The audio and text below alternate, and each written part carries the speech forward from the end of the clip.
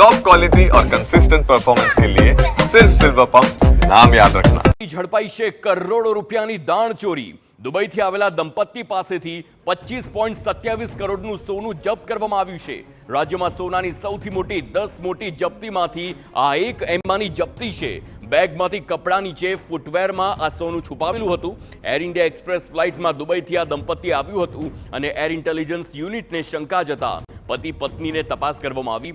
28 kilo સોનું જે paste હોય છે તે સ્વરૂપે મળી આવતા બંનેની ધરપકડ કરવામાં આવી છે। કસ્ટમ વિભાગ બાદ ઈડી અને ડીઆરઆઈ પણ તપાસમાં જોડાશે। દુબઈથી સુરત સોનાની દાણચોરીનું આ મોટું કૌભાંડ બહાર આવે તેવી શક્યતા છે। સંવાદદાતા બળદેવ સુતાર ફોનલાઈન પર છે। બળદેવ, આ સૌથી મોટા કૌભાંડ અને આખી દાણચોરીમાંનું એક માનવામાં આવે છે। 25 કરોડનું સોનું છે। હજુ કેટલું રિકવર થાય, હજુ કેટલું મોટું કૌભાંડ ઝડપાય તેવી શક્યતા?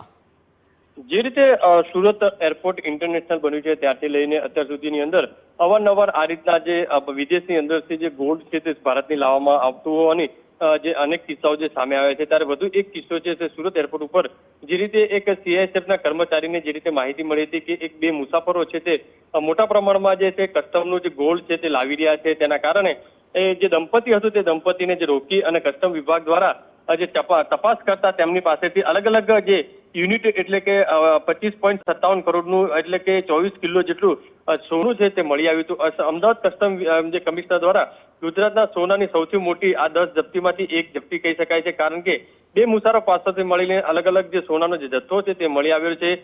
જે અંડર ગાર્મેન્ટ છે, હેન્ડબેગ છે અને ફૂટવેરની અંદર જે પેસ્ટ તરીકે તેને છુપાવવામાં આવ્યું હતું અને બંને મુસાફરો પતિ પત્ની હોવાનું પણ બહાર આવ્યું હતું।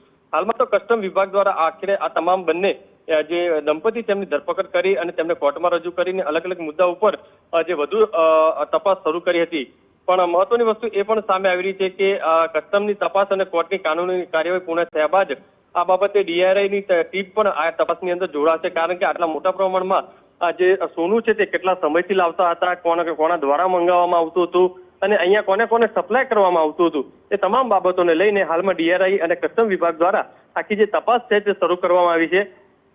કરોડો રૂપિયાનો જે આંકડો છે તે પહોંચી શકે છે, કારણ કે છેલ્લા ઘણા સમયથી આ જે છે વિદેશથી ભારતની અંદર આ કસ્ટમને ચોરીનું જે ગોલ્ડ છે તે લાવવામાં આવતું હોવાની વિગતો સામે આવી રહી છે। બિલકુલ આભાર બળદેવ સમગ્ર માહિતી બદલ। તો જે આંકડો છે કરોડોમાં હાલ પહોંચ્યો છે અને હજુ પણ વધુ થાય તેવી શક્યતા વ્યક્ત કરવામાં આવી રહી છે।